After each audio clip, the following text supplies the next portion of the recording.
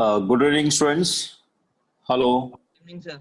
Good evening, sir. Good evening. Good evening, sir. Good evening. Sir, Evening, sir. good evening, Good sir. evening. Good evening. Okay. आज बेटा सबसे पहले PT5 PT5 start करता हूँ.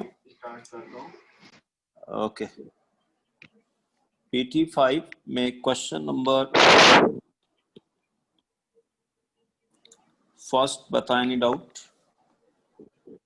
First, second, sir first का B option. Second में B option. Second में nitro gas is obtain sodium azide. ये मैं आपको पढ़ा चुका हूँ.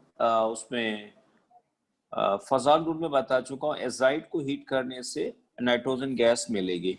ठीक है, नाइट्रोजन मिलेगा.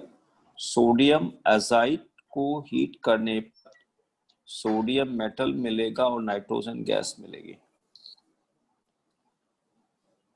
थर्ड तक कोई डाउट है किसी का? सर क्वेश्चन नंबर 1 का बी ऑप्शन.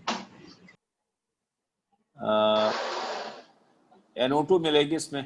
लेड नाइट्रेट को हीट करोगे तो बॉम्बे मिलेगा, नहीं मिलेगा. ये पढ़ा है आप, हीटिंग इफेक्ट में पढ़ा है ना, फजाल्स रूल, हीटिंग इफेक्ट्स.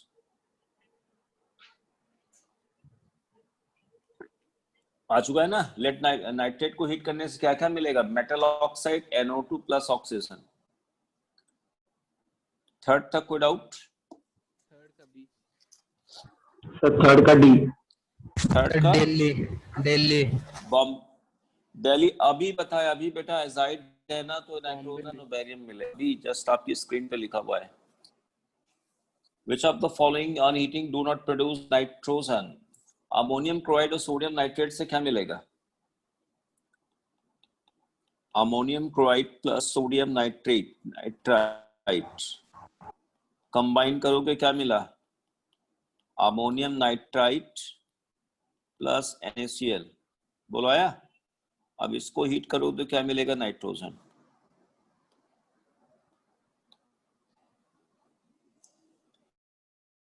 सर ठीक बट है ना. सर देखिए अमोनियम नाइट्रोजन नाइट्रेट मिलेगा. कैसे? सर अमोनियम अमोनियम नाइट्रेट कैसे नाइट्रेट फॉर्म नहीं होगा? ये बनेगा क्या तो बेटा?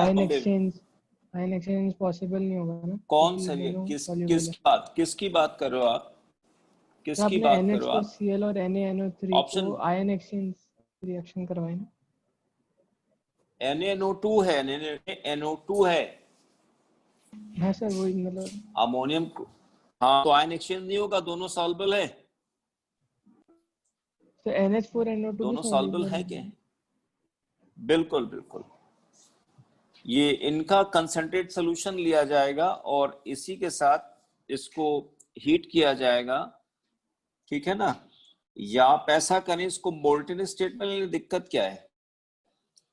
सोडियम नाइट्राइट को आप मोल्टेन स्टेट में ले लें और अमोनियम क्लोराइड के साथ उसी में डाल दें हीट करने पर तो भी बन जाएगा. ये NCERT की रिएक्शन है. NCERT में नाइट्रोजन बनाने का मेथड वही है बेटा. आप नाइट्रोजन ग्रुप खोलिए NCERT में, उसमें देखिए नाइट्रोजन गैस बनाने के लिए यही मेथड दिया गया है. ठीक है. तो बहुत एक्वस फेज आपको नहीं लेना है इसमें. बेसिकली ये हीट करने पर होगा, यानी मोल्टेन स्टेट में रिएक्शन बेटा है ना. मोल्टेन स्टेट में होगी रिएक्शन. मोल्टेन फेज में आयन एक्सचेंज कह सकते हैं आप इसको, क्योंकि मोल्टेन जब फॉर्म होगा तो अमोनियम और नाइट्राइट के बीच रिडॉक्स रिएक्शन होगी, कम प्रोपोर्शनेशन.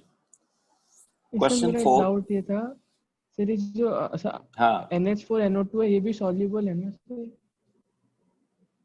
बेटा अभी हमने आपको क्या बोला कि मोल्टेन स्टेट में आप कराएंगे, एक्वस अच्छा, फेज सर, में ठीक है, कराएंगे. दोनों आयन अलग होंगे. आयन अलग होंगे तो कोई मतलब ही नहीं है ना. वैसे तो अमोनियम क्लोराइड डिकम्पोज हो जाएगा, लेकिन इनको आप क्या करना है कि आपको जब हीट करेंगे तो क्या होगा, सोडियम नाइट्राइट हालांकि डिकम्पोज होगा लेकिन 500 के ऊपर जाएगा, 800 के ऊपर आसपास जाएगा. तो 800 डिग्री के नीचे ही यहाँ पर मोल्टेन फेज में आएगा और उसी दरमियान ही क्या होगा, अमोनियम क्लोराइड के साथ रिडॉक्स कर लेगा, क्योंकि अमोनियम क्लोराइड का जो कैरेक्टर है वो एसिड का है. होगा कि नहीं होगा? Hello, yes sir. Yes, sir. Ammonium chloride का एसिडिक कैरेक्टर बेटा आएगा, है ना। और इसके साथ जब हीट करेंगे तो क्या होगा, बन जाएगा यहाँ पे नाइट्राइट। ये मोल्टेन फेज में है, हीट कंडीशन पर होगी। एक्वस में बहुत ज्यादा रखेंगे तो नहीं हो सकती, या बहुत सैचुरेटेड सोल्यूशन ले लें तो हो जाएगा। Question 4, 5, 6, 5.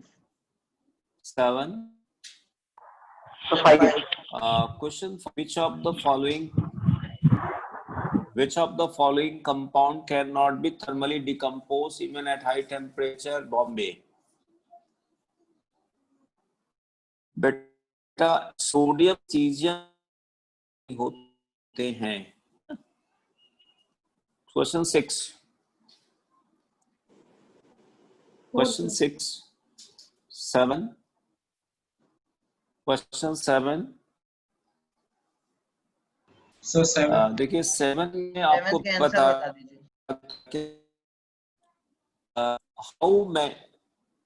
how many following evolve N2 on heating? Ammonium में कौन यहाँ सर आपकी जो आपकी वॉइस है आवाज वो कट रही क्रैक है हो रही है सर। सर। सर आवाज कट रही है।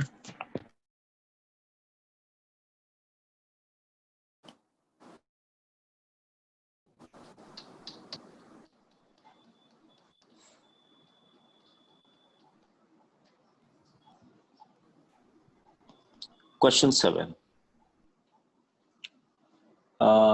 में आ जाएगा। देखिए मैं बोल दे रहा हूं, आप लोग मार्क कर लें। Ammonium dichromate, ammonium nitrite, ammonium perchlorate, बस इतने आएंगे, ठीक है ना। Ammonium dichromate, ammonium nitrite, ammonium perchlorate, ये 3 होंगे बस, और कोई नहीं है। क्वेश्चन 8,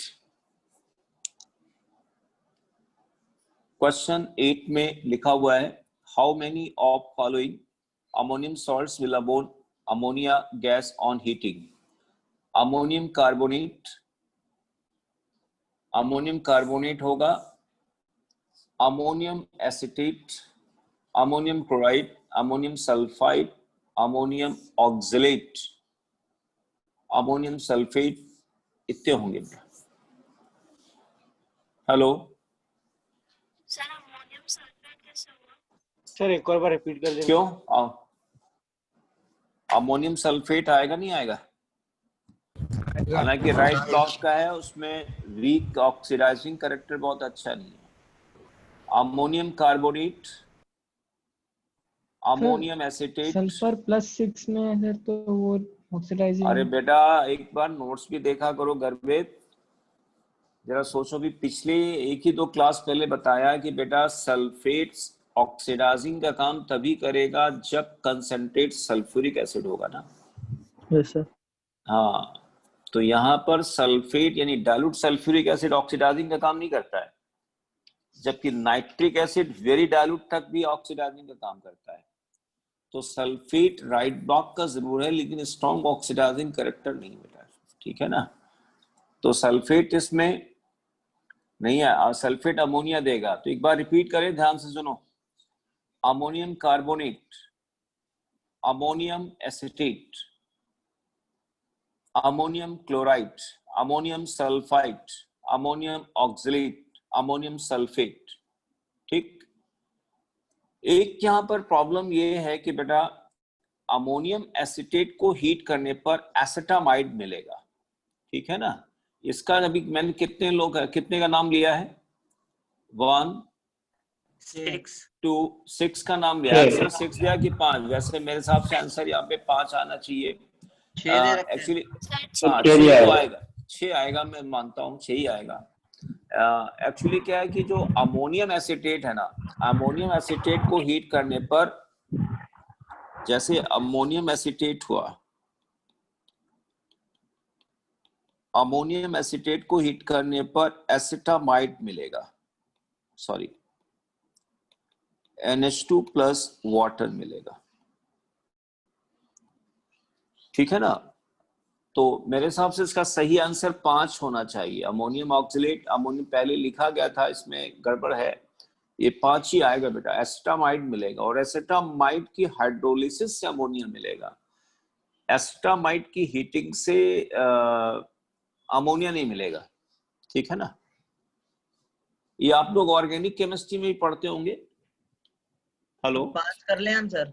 हाँ 5 कर लो बेटा, 5 कर लो। और एसिटामाइड, ठीक है ना, एसिटामाइड को हीट करने, अभी डेरिवेटिव्स ऑफ कार्बोक्सिलिक एसिड आप लोगों ने पढ़े कि नहीं पढ़े?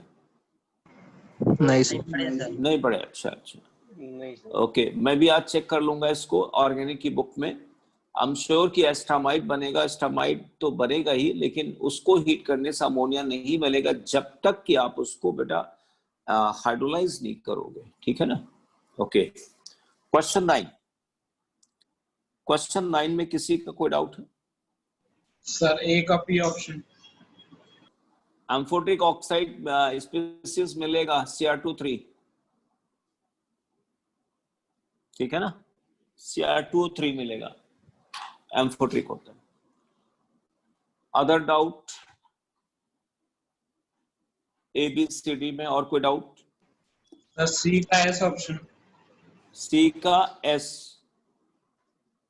अच्छा सी को हीट करोगे क्या क्या मिलेगा हमको बताओ बेटा, बोलो। Lead oxide plus NO2 plus O2 हाँ, NO2 एसिडिक है ना कि नहीं है? है सर। हेलो, हाँ, तो पोलर होगा या नॉन पोलर होगा? पोलर। पोलर है। हो गया सवाल? हो गया कि नहीं हो गया? सर एक बार फिर से FeSO4 बता को हीट देना। करने पे क्या मिलेगा sir? Ferric oxide SO2 plus SO3। तो सर इसमें फेरस, SO4 2 माइनस, तो मतलब अपना रिडॉक्स कर रहा है सर, फिर वो अमोनियम अरे सल्फेट में बेटा तो यार, रिड्यूसिंग एजेंट आप हीटिंग पर ले रहे हैं वहां पे, यहाँ पर आप क्या ले रहे हैं यहाँ पे? यहाँ पे भी हीटिंग है सर, वहाँ पे भी हीटिंग है। अरे ये बताओ, आयरन की रिड्यूसिंग कैरेक्टर, एक मेरे को जवाब दो, आयरन की रिड्यूसिंग कैरेक्टर और अमोनिया की रिड्यूसिंग कैरेक्टर दोनों के सेम है या अलग अलग? जवाब दो मुझे। अलग अलग है। अलग अलग है ना, अलग अलग है। तो अलग अलग है तो ऑब्वियसली यहाँ पर क्या होगा, अलग। और प्लस एक और चीज, जब आप फेरस सल्फेट को हीट करोगे, जब फेरस सल्फेट को हीट करोगे, मैंने ये बताया होगा, FeON प्लस SO3 बनेगा, ठीक। और अगर आपने इसको हीट किया तो अमोनिया बना और मान लिया SO3 बन गया, तो SO3 दोनों में मान लिया कॉमन है, सपोज, है ना, दोनों में कॉमन है SO3। लेकिन अब सवाल उठता है कि यहाँ दोनों की रिड्यूसिंग कैरेक्टर किसकी ज्यादा अच्छी है? अमोनिया को हवा में रख दो और आयरन 2 को हवा में रख दो, आप बताओ सुरक्षित कौन रहेगा? बताओ बेटा। अमोनिया। अमोनिया सुरक्षित रहेगा, अमोनिया को कुछ भी नहीं बिगड़ेगा। अगर अमोनिया बिगड़ जाता तो आज मालूम है क्या होता, अमोनिया का टेस्ट ही नहीं कर पाते, पता लगा टेस्ट ट्यूब से निकली और अमोनिया ऑक्सीडाइज होकर दूसरे प्रोडक्ट में बन गई। आयरन 2 ऑक्सीडाइज ज्यादा होता है, ठीक है ना। तो इट आल्सो डिपेंड्स ऑन के रिडक्टेंट क्या है, इसीलिए वहां लिखा गया है अमोनियम सॉल्ट में कि anion must have strong oxidising character. लिखा है नहीं लिखा बेटा? ये वर्ड मैंने लिखा था, it must have strong oxidising character. और सुनो, दूसरे में मैंने क्या लिखा था, अब मैं आपको बताता हूं, जिसमें अमोनिया गैस निकलती है, it doesn't contain strong it contain ionic part that doesn't exhibit strong oxidizing character. Remember, मैं ये भी तो लिख सकता था कि ऑक्सीडाइजिंग कैरेक्टर शो नहीं करता है, मैं वहां ये भी लिख सकता था कि ऑक्सीडाइजिंग कैरेक्टर शो नहीं करता है, doesn't exhibit oxidizing character, लेकिन मैंने ये क्यों लिखा कि doesn't exhibit strong oxidizing character? Because ammonia के ऑक्सीडेशन के लिए हमें स्ट्रॉन्ग ऑक्सीडेंट की जरूरत है, ठीक है ना। Yes sir. Okay, next D तक और कोई ऑप्शन? और अब तुमने कभी एक सवाल पूछा, मैं इसी पे एक जवाब देता हूं, बहुत अच्छा। अमोनिया प्लस ऑक्सीजन, ठीक, इसको हमने हीट किया 800 डिग्री सी पर प्लैटिनम की प्रेजेंस में। अब ये अमोनिया ऑक्सीडाइज होगा N2 प्लस वाटर। अगर यहां पर ऑक्सीजन और है तो NO बनेगा। 1:10 लेंगे तो यहां पर NO मिलेगा, क्योंकि इस टेम्परेचर पर NO ही सरवाइव करेगा, ठीक है ना। ये भी बताएंगे हम आपको। ऑक्सीडाइज उसमें नाइट्रिक एसिड की प्रिपरेशन ऑस्वाल्ड मेथड है, ठीक है। तो स्टूडेंट अब इसके बाद बस इतनी ही पढ़ाई आज डिस्कस करेंगे, है ना, क्योंकि आज अपन लोग ये सर एक बार फिर से बता देना। टाइप ऑफ रिएक्शन खत्म कर देते हैं, है ना। सर एक बार फिर से बता दो ना, तब आपकी क्या आवाज बता कट रही दूं? है। हमने बताया अमोनिया को ऑक्सीडाइज करने के लिए स्ट्रॉन्ग ऑक्सीडाइजिंग की जरूरत होती है बेटा, है ना। नहीं सर, स्ट्रॉन्ग 5। क्वेश्चन 5 में क्या था, क्या पढ़ो?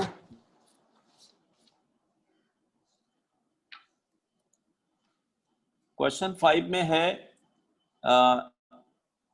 एल्कली मेटल के कार्बोनेट मेल्ट हो जाते हैं, डिकम्पोज नहीं होते हैं सोडियम से लेके सीजियम तक, है ना। एल्कली मेटल केटायन के कार्बोनेट्स डिकम्पोज नहीं होते हैं, मेल्ट हो जाते हैं फ्रॉम सोडियम टू सीजियम, ठीक है ना। हाँ सर। अच्छा, अभी होमवर्क, अभी चलो होमवर्क तुम लोगों को बता देते हैं। होमवर्क में हाइड्रोलिसिस का मैं दे देता हूं, क्योंकि हाइड्रोलिसिस आज खत्म हो रही है, तो आप लोगों को इस पर PT6 में एक बार चेक कर लेता हूं क्या है। तो PT6 दे देता हूं। चलो PT6 बेटा अगले क्लास करके लाओ, ठीक है ना। सर आज एप्लीकेशन भी स्टार्ट करेंगे क्या? अब देखो पढ़ाना शुरू करूं, है ना। तो PT6 बेटा आप लोग करके लाइए अगले क्लास में, है ना। हाइड्रोलिसिस पर बेस्ड है, और अब आज अभी हाइड्रोलिसिस पूरी खत्म कर देता हूं मैं। ओके, पिछले क्लास में हमने स्टार्ट किया था hydrolysis by ion exchange mechanism, है ना। तो उसमें हम लोग आज डिस्कस करेंगे hydrolysis of carbides. Hydrolysis of carbides, ठीक। तो पहले तो हम ऐसा करते हैं बेटा, कार्बाइड के टाइप्स आपको बता देते हैं, है ना। Types of carbides, types of carbides, ये 3 टाइप के होते हैं, ठीक। एक होता है इंटरस्टिशियल कार्बाइड, इंटरस्टिशियल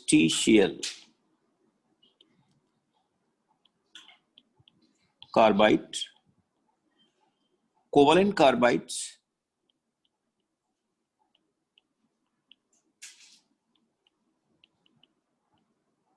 और एक होता है आयोनिक कार्बाइड, आयोनिक कार्बाइड्स। अच्छा, ये सब बनाते हैं कौन? आयनिक कार्बाइड बेटा बनाता है फॉर्म्ड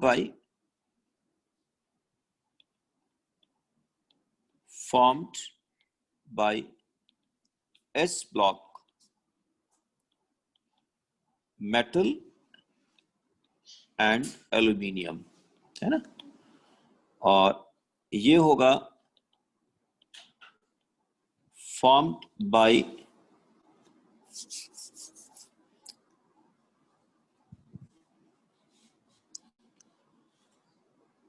नॉन मेटल्स और P ब्लॉक, है ना। और ये आएगा form by D block metals. तो बेटा आयनिक जैसा कि नाम है एस ब्लॉक वाले बनाएंगे, है ना, और कोवलेंट बेटा पी ब्लॉक वाले आ जाएंगे। जैसे इसका एग्जाम्पल बहुत अच्छा एग्जाम्पल सिलिकॉन कार्बाइड हो गया, है ना, बोरॉन कार्बाइड हो गया, B4C हो गया, है ना। अच्छा, अब मैं आयनिक कार्बाइड एक्चुअली 3 टाइप के होते हैं। आयनिक कार्बाइड 3 टाइप के होते हैं, उनका टाइप बता दे। एक होता है यहाँ पे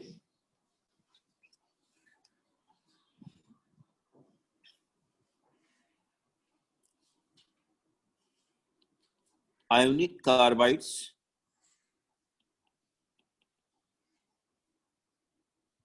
one minute,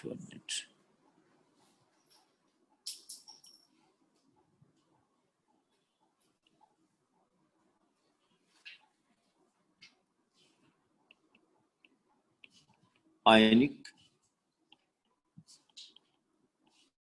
carbides having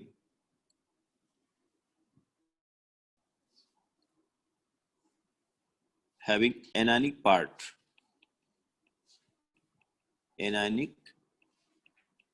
part C4 minus, इनको बेटा कहा जाता है कॉल्ड मिथेनाइट।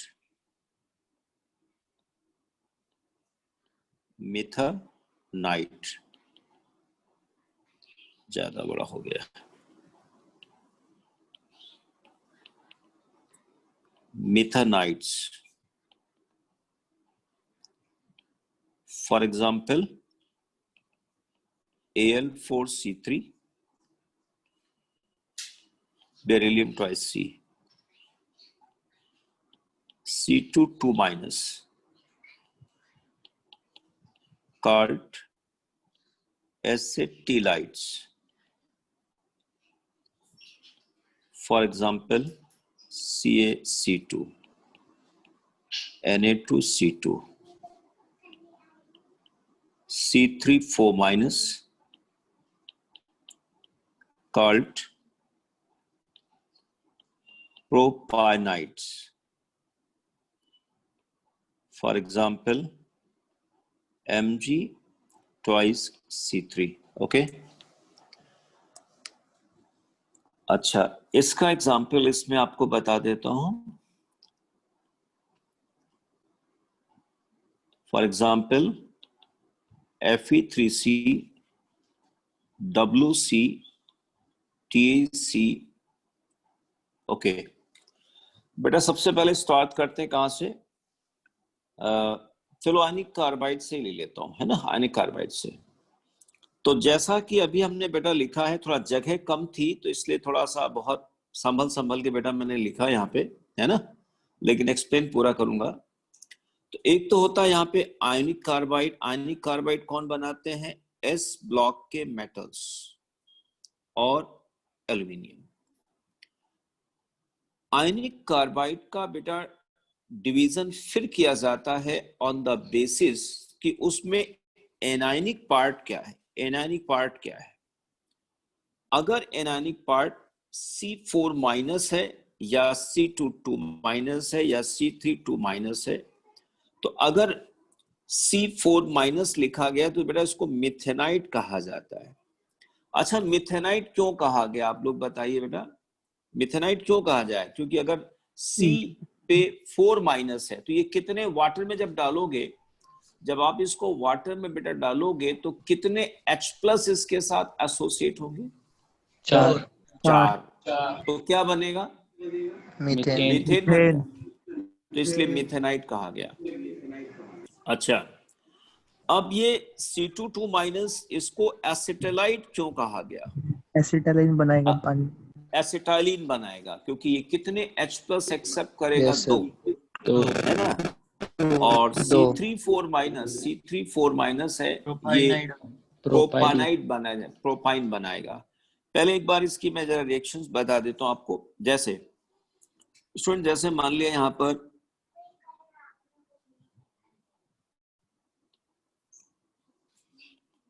Al4C3 है ना, एल्यूमिनियम पर 3 प्लस है ऐसे माने लिखा गया।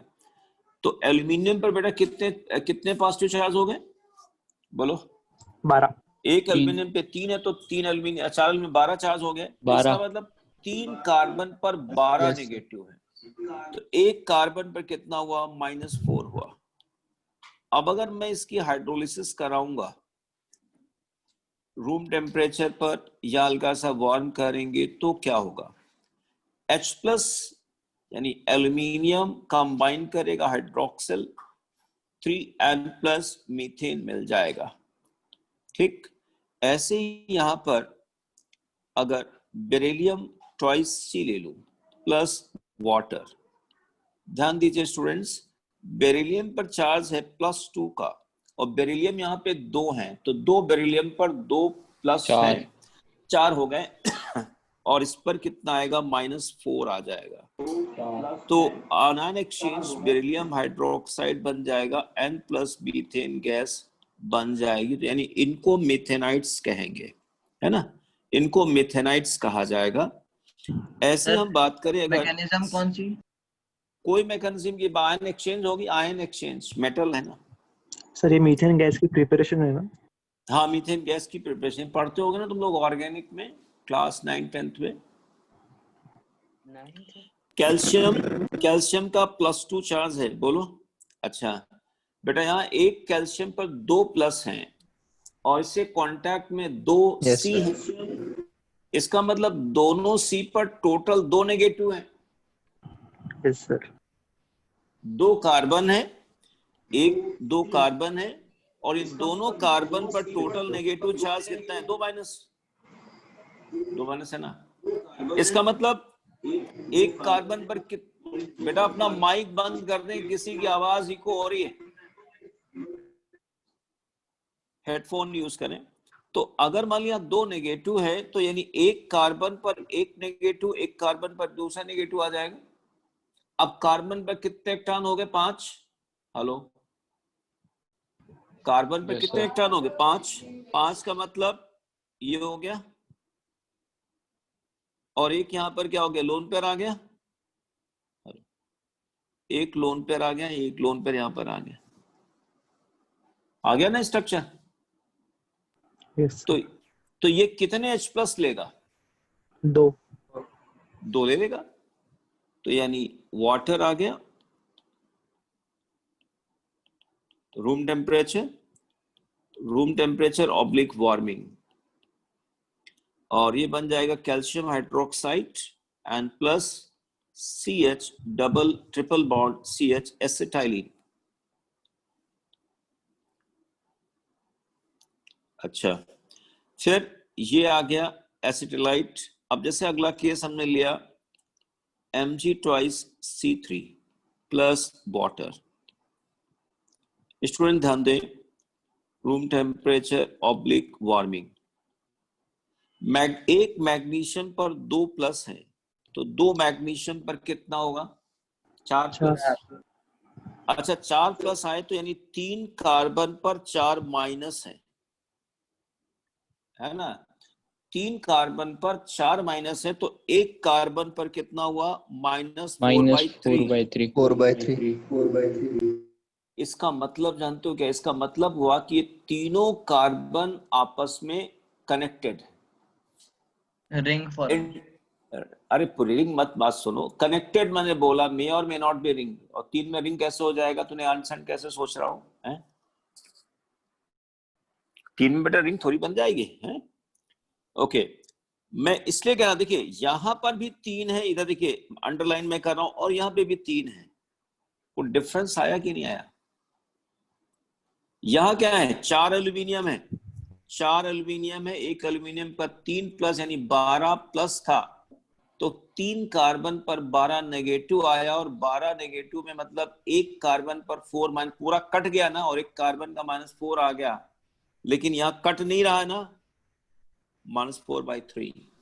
इसका मतलब हुआ कि ये तीनों कार्बन आपस में कनेक्टेड हैं, और ऊपर कनेक्टेड नहीं है कि है ऊपर कनेक्टेड? बताओ हमारे को। नहीं है। हेलो, नहीं है, ये मैं बताना चाह रहा हूं। इसका मतलब ये हुआ कि तीनों कार्बन का हमें स्ट्रक्चर बनाना होगा। अच्छा बताओ, इनका स्ट्रक्चर साइक्लिक बनेगा, लीनियर बनेगा? लीनियर बनेगा, साइक्लिक बनेगा? लीनियर बनेगा, साइक्लिक बनेगा नहीं, क्योंकि 3 मेंबर रिंग बनेगी नहीं। अब यहाँ पर देखिए इसके 2 स्ट्रक्चर पॉसिबल हैं। एक स्ट्रक्चर पॉसिबल है single C triple bond C, है ना, और यहाँ पर आ गया माइनस, और यहाँ पर 3 minus. Another structure is what, and this, and 2 minus, and this is 2 minus. ये 2 स्ट्रक्चर यहाँ पे बनते हैं। इसको ये अलाइड हो गया, एलीन, एलीन का एनायनिक पार्ट हो गया, ये प्रोपाइन आ गया। ठीक है ना, यहाँ बेटा प्रोपाइन मिलता है। क्या मिलता है यहाँ पे? प्रोपाइन मिलता है। ठीक है, प्रोपाइन मिलेगा, क्योंकि ये जो C3 4- है बेसिकली, इसका जो लैटिस होगा उसमें मैग्नीशियम और प्रोपेनाइट आपस में पैक्ड होते हैं। ठीक है, तो यहां पर आ गया magnesium hydroxide and plus Hc triple bond C CH3। Okay, अच्छा फिर वापस आ जाते हैं हम लोग अपने अपने पेज पर। अच्छा, ये बेटा एक कोलेन कार्बाइड हो गया, तो सबको समझ में आ गया ना, कोलेन कार्बाइड हो गया। एक इंटरस्टिशियल कार्बाइड आता है, इसका क्या मतलब होता है? देखिए, जैसे मान लिया ये डी ब्लॉक का मेटल हो गया, कोई डी ब्लॉक के मेटल्स हो गए, M M M, ये M आ गया। यहां पर बेटा ये वाइड होते हैं ना, ये वाइड हो गए, ये वाइड हो गए, ये वाइड हो गए। तो डी ब्लॉक मेटल का साइज थोड़ा बड़ा होता है, और बड़ा होने के कारण इनसे जो वाइड बनेंगे उनका भी साइज बड़ा होगा। आपके यहाँ पैकिंग पढ़ाएगी नहीं पढ़ाएगी? फिजिकल पढ़ाएगी ना? सर ने बताया होगा, है ना, क्यूबिक क्लोज पैकिंग होती है, बॉडी सेंटर्ड पैकिंग होती है, हेक्सागोनल क्लोज पैकिंग, है ना। इसमें 2 टाइप के वाइड्स बनते हैं, tetrahedral void and octahedral wide, है ना। अरे किसकी माइक से आवाज आ रही है? तो यहां पर एक यूनिट सेल में जितने पैकिंग एटम होंगे, एक यूनिट सेल में जितने पैकिंग एटम होंगे उतनी ही ऑक्टाहेड्रल वाइड बनेंगे, और टेट्राहेड्रल वाइड 2 गुना बनते हैं, है ना। और टेट्राहेड्रल का साइज क्या होगा? कम आएगा, और ऑक्टाहेड्रल साइज का बड़ा होगा। ऑक्टाहेड्रल साइज कितना होता है? 0.41 times the size of the packing atom. Octahedral का साइज क्या आएगा? 0.41 टाइम्स, है ना, 0.41 times the size of the packing atom आ जाएगा। ठीक है ना। तो अब जैसे यूं सोचिए बेटा कि अगर इसमें क्या होता है कि जैसे ये डी ब्लॉक का मेटल हो गया, ये डी ब्लॉक के मेटल्स हैं, तो इसमें जो वाइड बन गया, ये वाइड बन गया, इस वाइड में वो नॉन मेटल के एटम ट्रैप हो सकते हैं, जो नॉन मेटल के एटम इन वाइड से थोड़ा कंपैरिजन में आ जाते हैं, स्पेशली हाइड्रोजन, बोरॉन, कार्बन और नाइट्रोजन। इन चार नॉन मेटल के एटम्स डी ब्लॉक के इंटरस्टिशियल वाइड्स में ट्रैप हो सकते हैं, और ट्रैप होके स्टोइकियोमेट्रिक और नॉन स्टोइकियोमेट्रिक कंपाउंड बना सकते हैं। अब स्टोइकियोमेट्रिक कब बनाएगा? जैसे मान लिया बेटा हमने यहाँ टेंटलम लिया, देखो यहाँ टेंटलम लिखा ना, ये TAC, टेंटलम एंड वुल्फ्रम। तो टेंटलम का साइज बड़ा है तो ऑक्टाहेड्रल वाइड का साइज बड़ा होगा। टेंटलम का साइज बड़ा है तो ऑक्टाहेड्रल वाइड का साइज बड़ा होगा, और उस ऑक्टाहेड्रल वाइड साइज में कार्बन एक वाइड में एक कार्बन एटम आसानी से आ सकता है। तो जितने एटम्स होंगे, जितना टेंटलम के एटम्स होंगे, उतने ही ऑक्टाहेड्रल वाइड बनेंगे और उतने ही कार्बन आएंगे। इसलिए देखो यहाँ पे स्टोइकियोमेट्रिक कार्बाइड बनाना। 1:1, यस सर। लेकिन अगर ऑक्टाहेड्रल वाइड का अगर एटम का साइज छोटा है तो ऑक्टाहेड्रल वाइड भी साइज छोटा होगा। तो अगर किसी ऑक्टाहेड्रल वाइड में एक कार्बन का एटम आ गया तो उसकी पैकिंग पूरी क्या हुई, डिस्टर्ब हुई। तो अगले यानी हर ऑक्टाहेड्रल वाइड कार्बन से ऑक्युपाइड नहीं होगा और ऐसे में क्या होगा, नॉन स्टोइकोमेट्रिक कार्बाइड बनेंगे, जैसा कि ये Fe3C मैंने लिखा। Fe3C है ना बेटा, इसको सीमेंटाइड बोलते हैं। क्या बोलते हैं? सीमेंटाइड बोलते हैं। तो ये नॉन स्टोइकोमेट्रिक हो गई, ये स्टोइकोमेट्रिक हो गई। इस तरीके से यहाँ पे बनते हैं, स्टोइकोमेट्रिक एंड नॉन स्टोइकोमेट्रिक। तो ये था स्टूडेंट कार्बाइड। अच्छा, कोवलेंट कार्बाइड और इंटरस्टिशियल कार्बाइड ये वाटर के साथ रिएक्शन नहीं करते हैं, ठीक। अब इसके बाद अगले पेज पर हम लोग जाते हैं। Next, hydrolysis of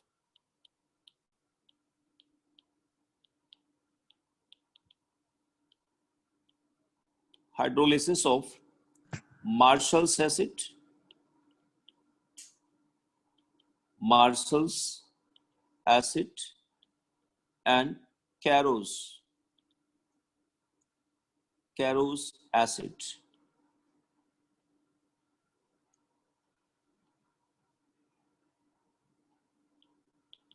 Caro's acid। देखिए बेटा, मार्शल एसिड क्या है, देखिए आप लोग देखिए, H2S2O8, ये तो है ना Marshall acid. Yes sir. Sir Marshall's acid. चलिए इसके हाइड्रोलिसिस बताते हैं।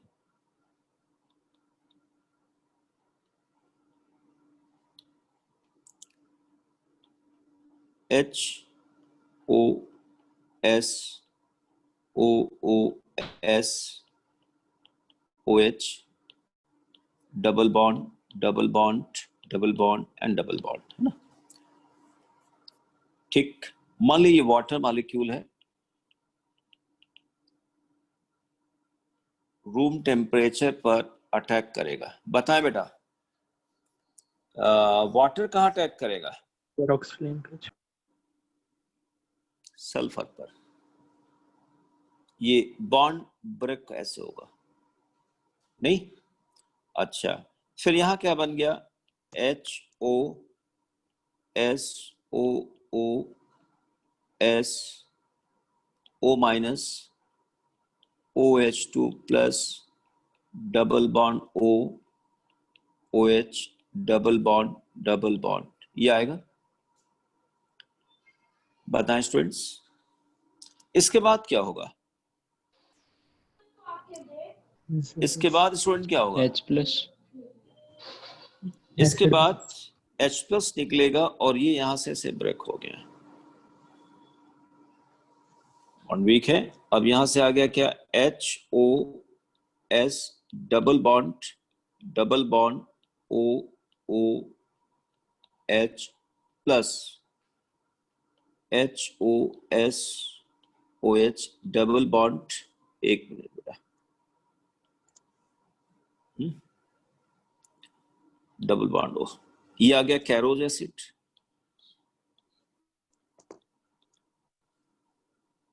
मतलब हम शुरू करे थे मार्शल एसिड से, मार्शल एसिड की हाइड्रोलिसिस के बाद कैरोज एसिड मिल गया।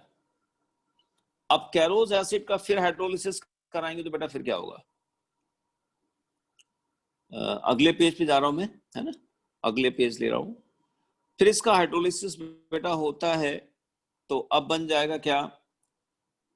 2 मॉलिक्यूल सल्फ्यूरिक एसिड के आपको मिल जाएंगे,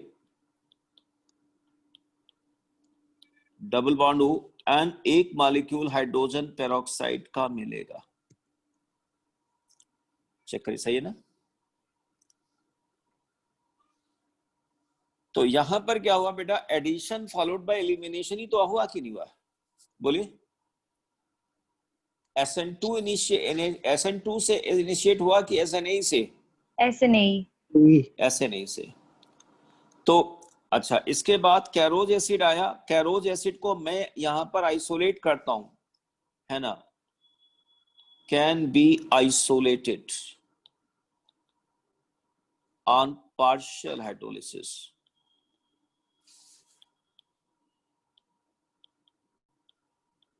पार्शियल हाइड्रोलिसिस पर यहां पे मैं रोक सकता हूं. By adjusting the amount of water we can change Marshall acid into Caro's acid, और कैरोज एसिड का फर्दर हाइड्रोलिसिस कराएंगे तो हमें 2 मॉलिक्यूल सल्फ्यूरिक एसिड के मिलेंगे और 1 मॉलिक्यूल बेटा हाइड्रोजन पेरोक्साइड का मिलेगा. ठीक. अब देखिए इसी में हम बात करते हैं यहाँ पे hydrolysis of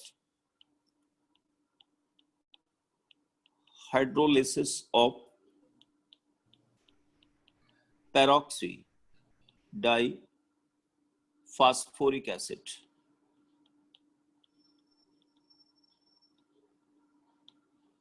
peroxy di phosphoric acid बेटा नाम सबको याद रहा होगा, जैसे HOPOOPOH,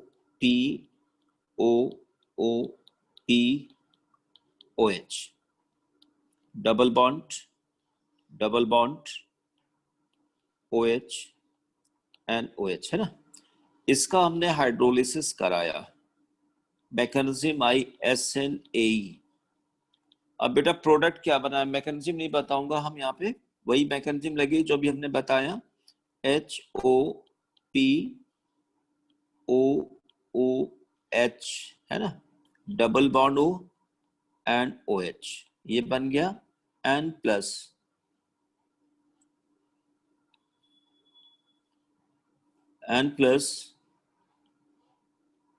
HOPOH, double bond and OH, ये तो है ना. और फिर हाइड्रोलिसिस इसका हम कराएंगे तो हम यहाँ पे मिलेंगे H3PO4 के 2 मॉलिक्यूल्स आ जाएंगे, N प्लस H2O2 मिल जाएगा. और बेटा इसको हम ऑब्टेन कर सकते हैं ऑन पार्शियल हाइड्रोलिसिस, है ना, ऑन पार्शियल हाइड्रोलिसिस. ठीक. देखिए ये हुआ peroxy di phosphoric acid,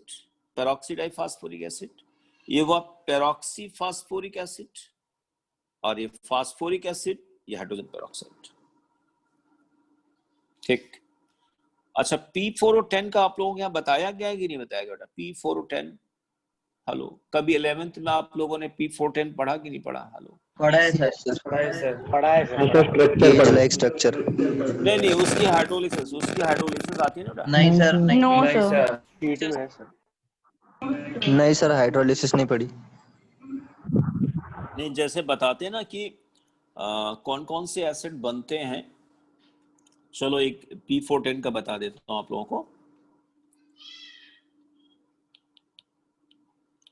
hydrolysis of P4O10, ये मैंने अभी तुम लोगों को क्लास लिया था ना फरवरी में या मार्च में, तुम लोगों की वो थी ना रिवीजन क्लास, जब तुम लोग चले गए थे. बताइए तुम लोग Yes. एक साल होने को आगे, तुम लोग फरवरी में निकले. तो ये फास्फोरस, ऑक्सीजन, फास्फोरस, छोटा बनाए, जगह कम है.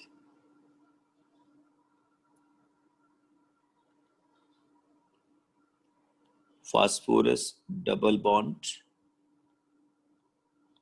P,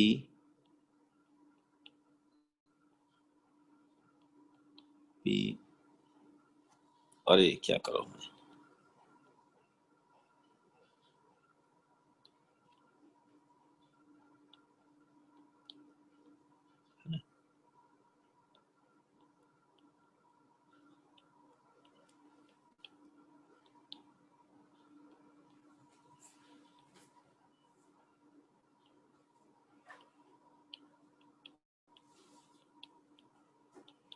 ये बेटा P410 हो गया है ना.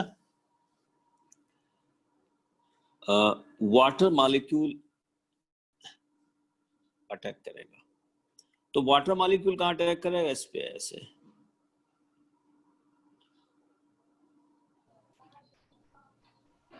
ठीक. तो जैसे अटैक करेगा मैं आगे बढ़ जाऊं स्टेप में, कोई दिक्कत तो है नहीं? हेलो, ये स्टेप दिखाने की जरूरत है क्या? No sir. नहीं नहीं, okay okay.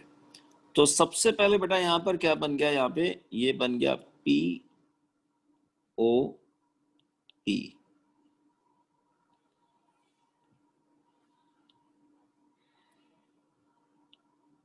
P O P P P double bond O H, double bond O H, double bond O H, ठीक। फिर इसका हाइड्रोलिसिस होता है, ठीक। अब तक यहाँ पे कितने मॉलिक्यूल लग जाएंगे? 2 मॉलिक्यूल बेटा यूज हो गए, है ना? यहाँ पे 2 मॉलिक्यूल यूज होंगे और 2 में कन्वर्ट हो गया। अब हम 1 मॉलिक्यूल यहाँ पे लेंगे और यहाँ बन गया P O P O P O P. 4 हो गए ना? 1 2 3 4। OH OH OH OH OH, है ना? फिर यहां से फिर 1 वाटर मॉलिक्यूल लिया, फिर यहां बन गया POP OH OH double bond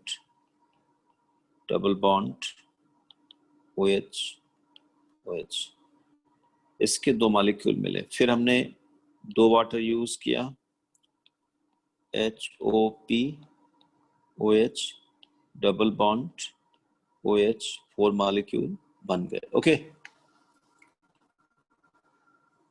देखो बेटा बहुत सिंपल फंडा है।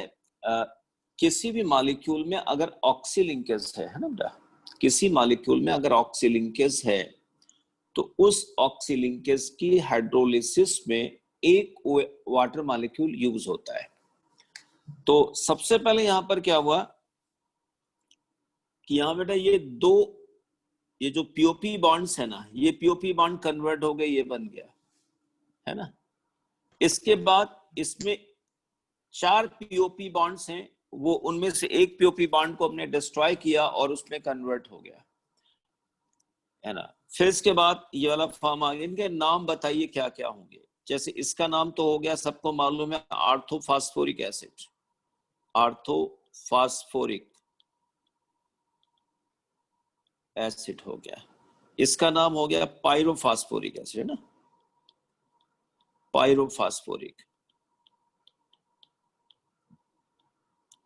पायरोफॉस्फोरिक इसका क्या नाम होगा? Tetra polyphosphoric acid, tetra polyphosphoric acid. और इसका नाम होगा बेटा tetra metaphosphoric acid, tetra Meta phosphoric acid, ठीक। ये सीक्वेंस है। पानी का देखिए कंटेंट, आप देखिए सबसे ज्यादा पानी कहां पर होगा? आर्थो में। उससे कम वाटर कंटेंट पायरो में, उससे कम वाटर कंटेंट पॉली में, टेट में, उससे कम टेट्रा मेटा में, सबसे कम एसिड एनहाइड्राइड में, बिना पानी का एसिड। ये हम लोग जब ऑक्सी एसिड पढ़ाते हैं तो ऑक्सी एसिड को समझाने के लिए कि आर्थो, मेटा और पायरो में फर्क क्या है, तो हम लोग ये इलस्ट्रेशन लेते हैं। और मुझे याद है कि आप में से अगर कोई स्टूडेंट रहा होगा फरवरी की मेरी क्लास में, रिवीजन क्लास में, तो मैंने इसको इस तरीके से समझाया भी होगा। कोई था नहीं था इसमें से? Hello, no sir. नहीं था? अच्छा,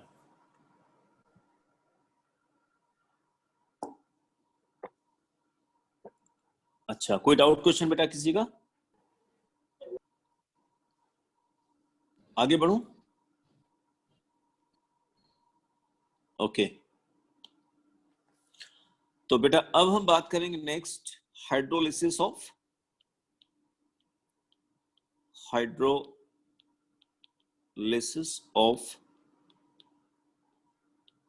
xenon फ्लोराइड्स। 18 ग्रुप में आ गए है ना, 18 ग्रुप में आ गए। सबसे पहले हम लेते हैं बेटा xenon XeF2 लेते हैं, xenon डाइफ्लोराइड। ठीक, अच्छा जैसे हम xenon फ्लोराइड का हाइड्रोलिसिस मान लिया हमने कराया, रूम टेम्परेचर पर रिएक्शन हुई और ये बन गया मान लिया XeOH whole twice N plus 2HF बन गया।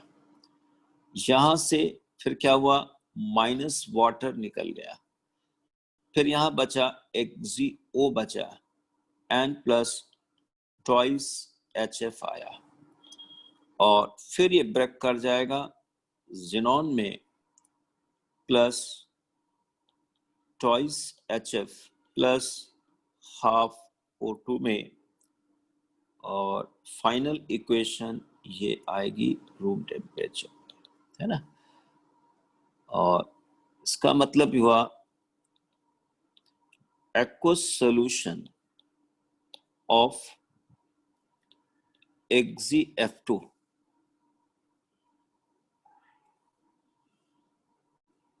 or XeF2 in the presence of H2O acts as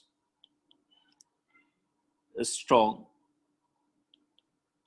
oxidizing character as it oxidizes I minus into I2 Cl minus into chlorine। Okay बड़ा एक बार मैं इसको भी समझाता हूं, लेकिन समझाने से पहले अपन यहाँ कुछ डिस्कशन करेंगे, है ना। जैसे हमने xenon ले लिया, xenon आता है 5th में 5s 5p और ये हो गया 5d 1 2 3 4। अच्छा बेटा अगर हमें XeF2 या XeO बनाना तो हमें इसको एक्साइटेड स्टेट में लेना पड़ेगा ना।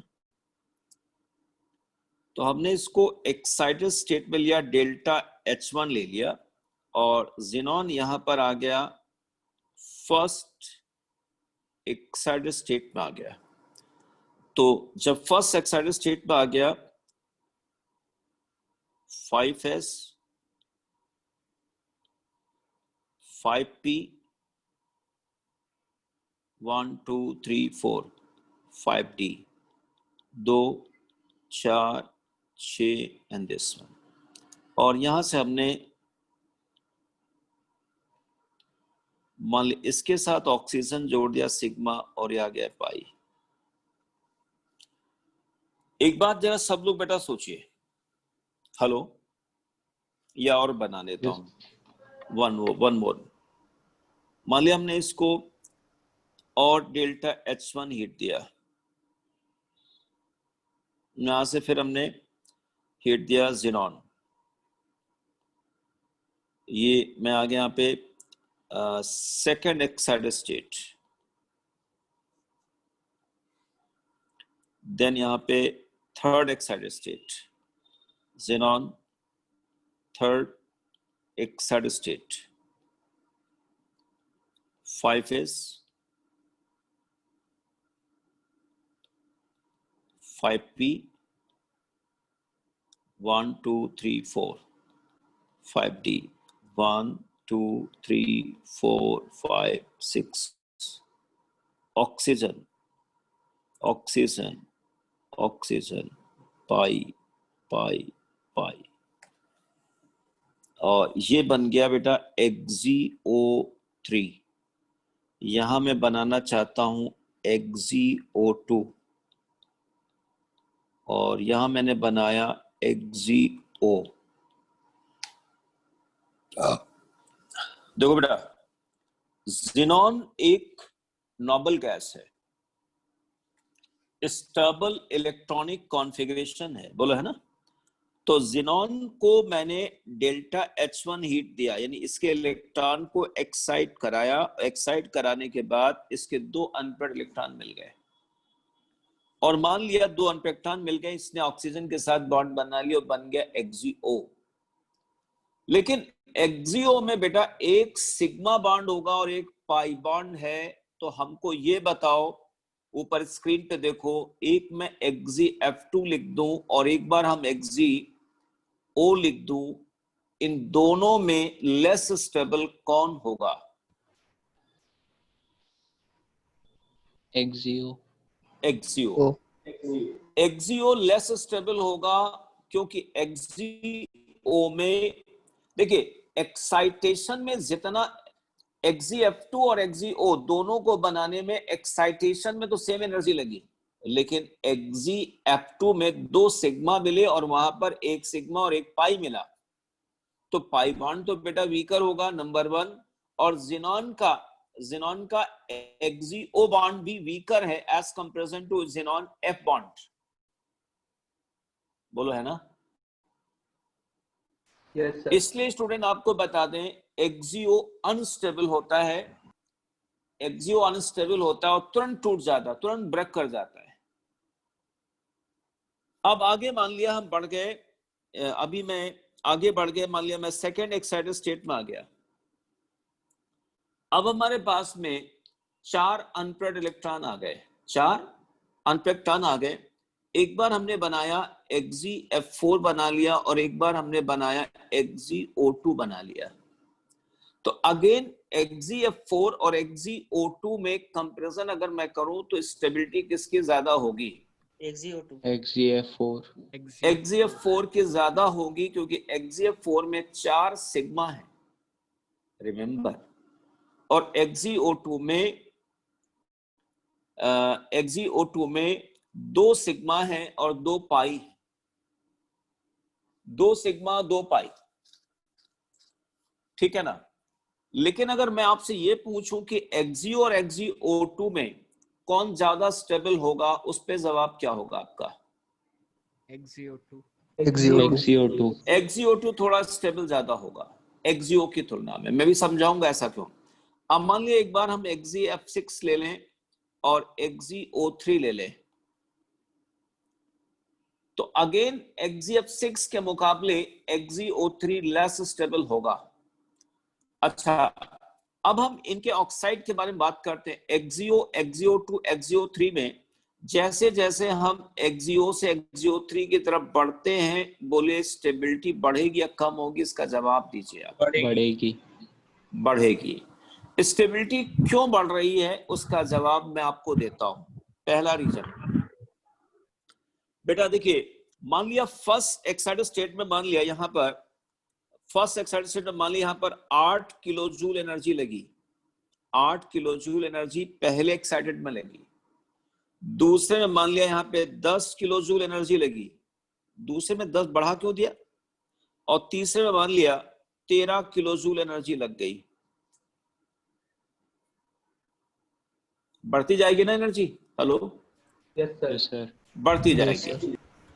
अच्छा, लेकिन जब बॉन्ड बनेगा बेटा, आपको याद होगा यहां पर Xeo में 2 बॉन्ड है, 1 सिग्मा 1 पाई, इसमें 2 सिग्मा 2 पाई, XeO3 में 3 सिग्मा 3 पाई। लेकिन जैसे जैसे हम Xeo से XeO3 की तरफ जाएंगे तो एक तो सिग्मा बॉन्ड बढ़ते जा रहे हैं, इनमें आपस में एक रेजोनेंस भी होगा। XeO3 में देखा जाए तो पाई बॉन्ड में आपस में रेजोनेंस होगा। Hello, yes sir. बोलिए। Yes sir. है ना, रेजोनेंस होगा, जिसके कारण यहाँ पे क्या होगा, स्टेबिलिटी क्या होगी, बढ़ती जाएगी। ठीक है ना, बढ़ती जाएगी। या हाँ ठीक है, रेजोनेंस जाएगी तो यहाँ पर मतलब एक्स्ट्रा एनर्जी जो आएगी वो रेजोनेंस एनर्जी होगी, इसलिए ज्यादा स्टेबल होगा। तो आपको बता दें ये दो इस ऑक्साइड XeO और ये एग्जिस्ट करता है, ये एग्जिस्ट करता है, ये एग्जिस्ट करता है, ये दो एग्जिस्ट नहीं करते हैं। XeO और XeO2 बेटा एग्जिस्ट नहीं करते हैं। थ्योरेटिकली आप अगर बना भी देंगे तो ये क्या होगा, तुरंत डिस्ट्रॉय हो जाएंगे। और XeO3 को एक्सप्लोसिव कहा गया है, एक्सप्लोसिव कैरेक्टर का होता है ये XeO3। ये अभी आया हुआ है शायद, आई थिंक मेंस या कहीं पर आया हुआ है एडवांस में, कि XeO3 एक्सप्लोसिव क्यों कहा गया। इसका जवाब क्या होगा?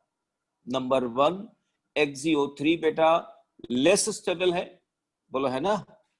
और अगर XeO3 लाइट ऑन कर देना, बंद कर लाइट। अगर XeO3 ब्रेक करता है तो जानते हो क्या होगा, जरा सोचिए। XeO3 ब्रेक करेगा तो किसमें ब्रेक करेगा, ज़ीनॉन मिलेगा और 3/2 ऑक्सीजन मिलेगा और प्लस हीट निकलेगी कि नहीं निकलेगी heat? Hello, yes sir. Heat निकलने का कारण बताओ क्या होगा? क्योंकि ऑक्सीजन मॉलिक्यूल बन रहा है। ऑक्सीजन का मॉलिक्यूल जब बनेगा तो उसमें बॉन्ड स्ट्रांग होंगे as comparison to what xenon और ऑक्सीजन के बीच के बॉन्ड। इसलिए बेटा XeO3 एक्सप्लोसिव है, उसकी भी स्टेबिलिटी बहुत ज्यादा नहीं है, एक्सप्लोसिव है। Xeo और XeO2 नहीं बनेंगे। ज़ीनॉन के तीनों फ्लोराइड हालांकि वो भी बहुत ज्यादा स्टेबल नहीं है, बट दे एग्जिस्ट। अब आइए इस मैकेनिज्म पर आ जाइए। XeF2 को हाइड्रोलाइज किया गया तो यहाँ XeOH बना, यहां से वाटर निकल के यहाँ पे बेटा XeO बन गया, जो कि अनस्टेबल होगा। और अनस्टेबल होगा तो तुरंत ब्रेक कर गया किसमें, ज़ीनॉन में और हाफ O2 में। तो सुन ध्यान दें, XeF2 की जब हाइड्रोलिसिस होगी तो आपको प्रोडक्ट क्या क्या मिलेगा, ज़ीनॉन, HF और हाफ O2 मिलेगा। ऑक्सीजन गैस रिलीज हो रही, इसका मतलब क्या हुआ कि XeF2 acts as oxidizing agent in the moist condition or in the aqueous phase। इसी बात को मैं देखिए मैंने यहाँ लिखा है, aqueous solution of XeF2 or XeF2 in the presence of water acts as strong oxidizing character and it oxidizes I- into I2 Cl- into chlorine। को समझ में आया बेटा? कोई डाउट है तो आप मेरे से पूछ सकते हैं, आर्गुमेंट कर सकते हैं। स्टूडेंट्स बोलिए।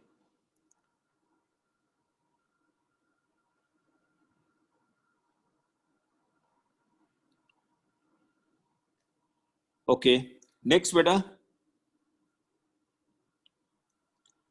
केस हम लोग डिस्कस करेंगे XeF4। बहुत इंटरेस्टिंग केस और बड़ा इंपॉर्टेंट केस भी है। अब देखिए बेटा, वैसे अगर बात किया जाए, जैसे मैं आपसे पूछूं कि बेटा XeF4 का हाइड्रोलिसिस होगा, अब बताओ प्रोडक्ट क्या बताओगे? तो हम लोगों के दिमाग में क्या आएगा? हम लोगों के दिमाग में आएगा कि यार ज़ीनॉन 4 है, 4 की जगह 4 OH ले आए और कुछ ऐसा बना देंगे। क्यों बेटा, सही है ना? हेलो, यस यस ऐसा है। लेकिन एक और बात है कि जनरली जो है वाटर में जो कंपाउंड रिएक्ट करते हैं, लेकिन ये भी हो सकता है कि ये एलिमेंट के नेचर पे डिपेंड करता है कि वो रिडॉक्स कहीं कर जाए, मतलब डिस्प्रोपोर्शनेशन भी कर सकता है, ये उसके नेचर पे डिपेंड करेगा। तो ये जो XeF4 है वो डिस्प्रोपोर्शनेट करता है, एक्वस फेज में डिस्प्रोपोर्शनेट कर जाता है। समझ गया ना? तो XeF4 disproportionates, it disproportionate in aqueous medium। बड़ा important point, disproportionates in aqueous medium। अच्छा, अब एक बात और आई है, देखिए अगर ये ज़ीनॉन फ्लोराइड डिस्प्रपोर्शनेट करता है वाटर में तो प्रोडक्ट क्या बनेगा? अब हमारे दिमाग में ज़ीनॉन के दो प्रोडक्ट हैं, आएंगे। एक हम मान लें कि 0, इसको मान लें हम 6, एक तो 6 पक्का है कि बेटा, hello Yes, hello sir. Students, Yes, sir. एक हमने 6 मान लें, अरे मैंने गलत लिख दिया, एक हमने मान लिया कि भाई 6 है और एक 0 मान लें। एक ऑप्शन अगला कहता 8 भी तो ले सकते हैं ना, 8 ले सकते हैं, और यहां पे हम 2 ले सकते हैं। दिक्कत क्या है भाई, यहां ज़ीनॉन की ऑक्सीडेशन स्टेट 4 है, क्या गारंटी 0 भी हो सकती, +2 भी हो सकती। तो इतने सारे यहां पे कॉम्बिनेशंस हैं कि कॉम्बिनेशन में 0 6 2 8 0 4 0 2 6 0 8 4 टाइप के कॉम्बिनेशन बनते हैं। Again this dilemma is dissolved by Latimer diagram. Latimer diagram, और इसमें आपको बता दें कि यहां पर ज़ीनॉन का जब ये हाइड्रोलिसिस होता है तो ज़ीनॉन ये आता है +2 स्टेट में और ये आता है +8 स्टेट में, +8 स्टेट में। अच्छा, अगर +2 स्टेट में है तो इसके साथ मैं क्या लिख दूं यहां पर एक्वस फेज में, जिससे +2 ऑक्सीडेशन स्टेट मेकअप हो जाए? बताओ बेटा। ऑक्सीजन। XgO प्लस, उसके साथ क्या लिखूं? O4. यहां पर हम लिखेंगे XgO4 और इसका ऑक्सीडेशन स्टेट 8 आ गया। चलो पहले बैलेंस। तो आपने कहा ना कि बनता ही नहीं है। कौन नहीं बनता? अरे XgO। तसल्ली तो रखो, अभी तसल्ली रखो बेटा, अभी सब हो जाएगा, समझाने तो दो। तो यहाँ पे अभी देखिए, यहाँ पे ऐसा आ गया।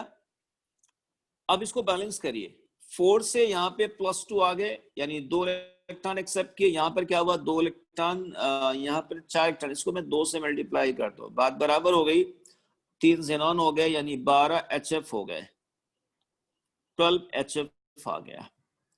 और हाइड्रोजन यहाँ पे कितने हो गए, 6 यूज हुए। अभी जैसा हमने बेटा बताया कि ये अनस्टेबल है, ये अनस्टेबल है।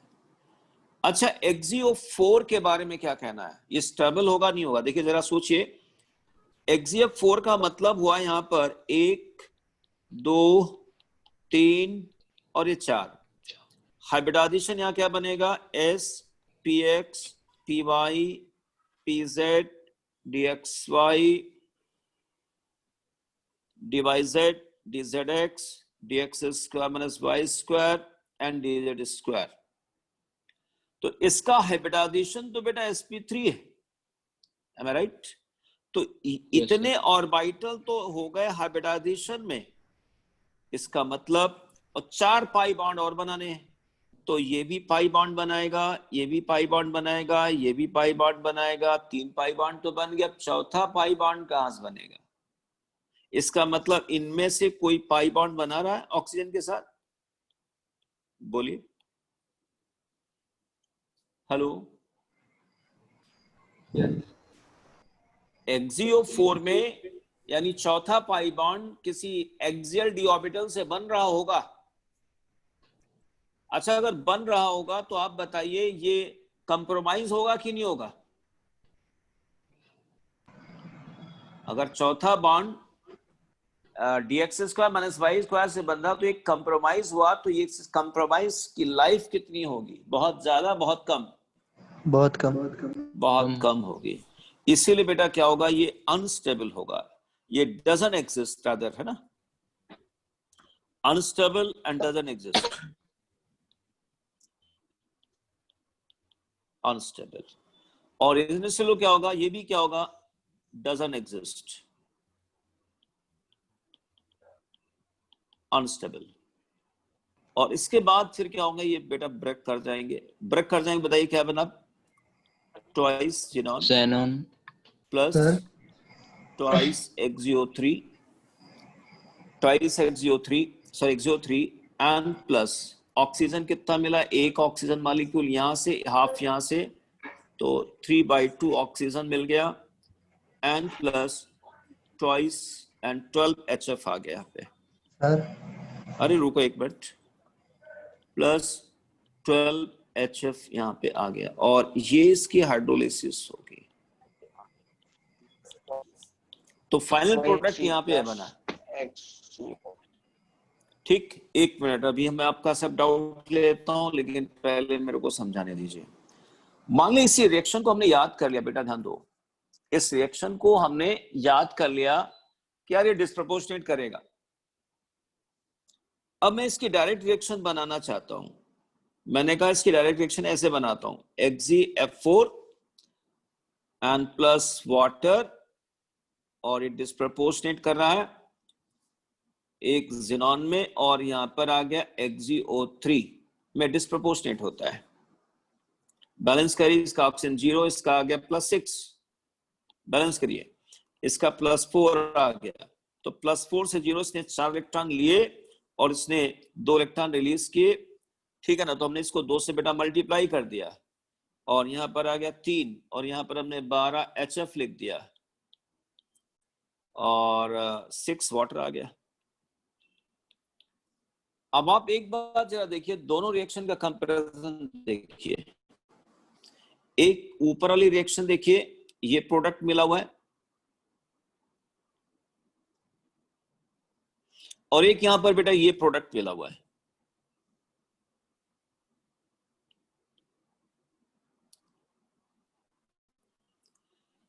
तीन मोल XeF4 यहां भी लिया, 3 मोल XeF4 वहां लिया, 6 वाटर वहां, 6 वाटर यहां। ज़ीनॉन मिला, XeO3 मिला, ज़ीनॉन मिला, XeO3 मिला, HF मिला, लेकिन कुछ तो अंतर दिख रहा है आपको, नहीं दिख रहा है? बताइए क्या अंतर है? यहाँ 2 मोल, देखिए मैं बोलता हूं, आप सुनिए, यहाँ 2 मोल ज़ीनॉन के, यहाँ 1 मोल ज़ीनॉन का है, 2 मोल ज़ीनॉन के, यहाँ पे 1 मोल ज़ीनॉन का, यहाँ 1 मोल XeO3 का, यहाँ पे 2 मोल है, यहाँ पे ऑक्सीजन 1.5 मोल है, यहाँ पे ऑक्सीजन है ही नहीं। अब ये सवाल उठता है कि यार ये सही कौन सा डिस्प्रपोर्शनेशन? ये ऑब्जर्वेशन फैक्ट है। तो इस मैकेनिज्म को प्रूफ किया गया है, जो ऊपर मैकेनिज्म हमने बेटा जो बताया है, this mechanism has been proved कि यहां पर 1.5 मोल्स ऑक्सीजन के मिलते हैं for hydrolysis of 3 moles of XeF4, और ये जो फाइनल प्रोडक्ट मिला है ये तभी मिला होगा जब यहां पर XeO बना होगा और XeO4 बना होगा, तभी ये पॉसिबल, अदरवाइज पॉसिबल नहीं है।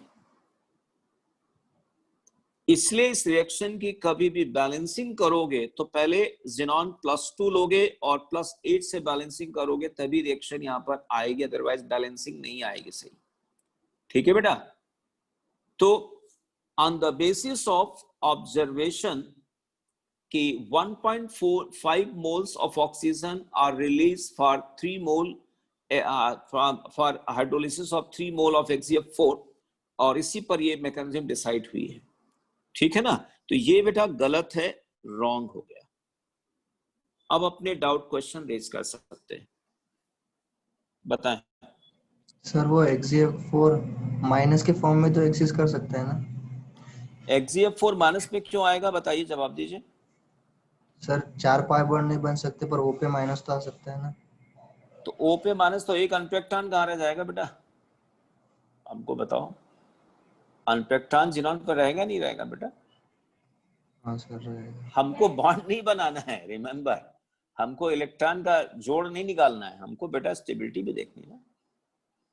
Yes, अच्छा, एक और बात बड़ी अच्छी मैं बोलूंगा, आज तक जितनी भी मैंने हाइड्रोलिसिस पढ़ाई आपको, सभी हाइड्रोलिसिस में मैंने ये बात बोला था कि अगर वाटर जिस एटम पर अटैक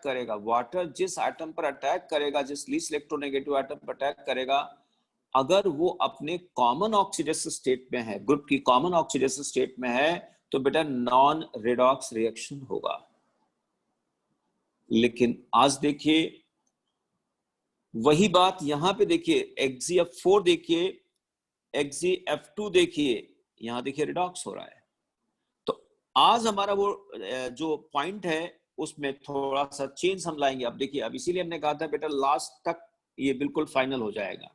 तो आज ये फाइनल क्या हुआ कि during hydrolysis of A covalent molecule